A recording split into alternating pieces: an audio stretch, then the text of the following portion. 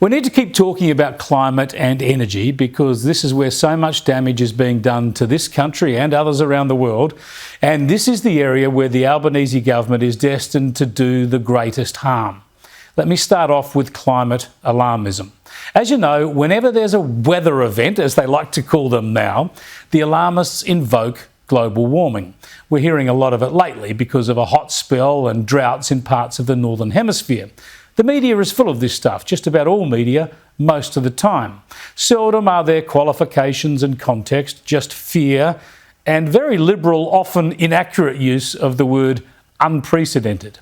But I had to grimace when I heard this comment go unchallenged and unquestioned, actually, on ABC radio yesterday. The drought that's taking place in the Western United States right now is really turning into something that's more than a drought. What we're learning is that the entire landscape around us is changing before our very eyes. So where we might think of a drought as something that is temporary, what we're really learning is that we're moving into an era of permanent dryness. Oh yes, this was the ABC, permanent dryness. Love it, especially when a warmer planet necessarily means more moisture. But didn't that sound familiar to them? Didn't it sound alarmist and familiar? For decades, the ABC have given a platform, an unquestioning and uncorrected platform, to former Climate Commissioner Tim Flannery. And he used to say very similar things about Australia, talking about permanent drought in eastern Australia.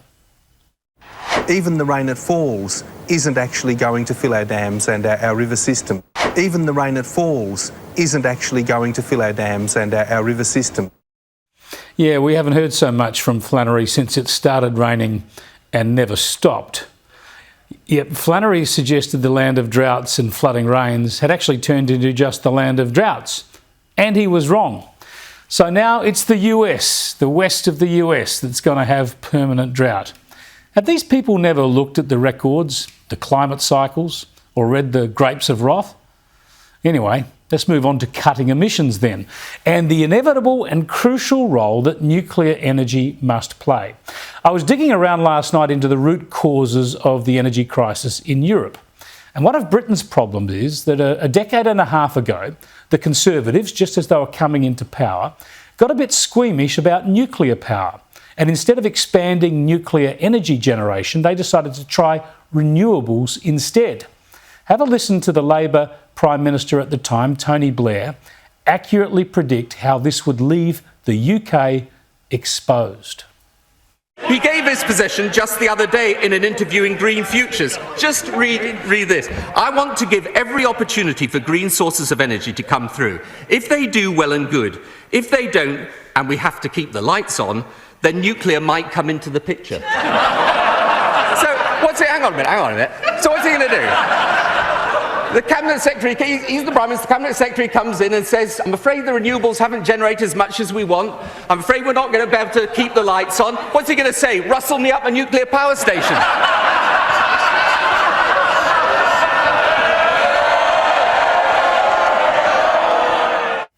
Yeah, not so funny now, is it? Because it's true. Talk about prescient. That is exactly what has happened. Now, Britain has 2 major nuclear plants under construction, and in a few years they'll provide a very useful boost to their generation capacity. But they were delayed too long by the obsession with renewables, and of course there should be more new nuclear plants. 2 won't cut it. Listen to Tony Blair again in this speech. This is a warning to Britain 16 years ago, and it was spot on, and it applies equally now to the whole world. Now, in those circumstances where we're also going to lose around 15% of our electricity capability through the phasing out of nuclear power stations, then I say to the House, in common with countries round the world, we need to put nuclear power back on the agenda and at least replace the nuclear energy we will lose. Without it, we will not be able to meet either our objectives on climate change or our objectives on energy security. Yeah, it's so clear. It's been clear for at least 2 decades. If you want reliable, affordable power, if you want energy security, and you want zero emissions, nuclear is the only answer. Only political fashion and political cowardice is preventing most countries, including our own, from doing what they inevitably will have to do.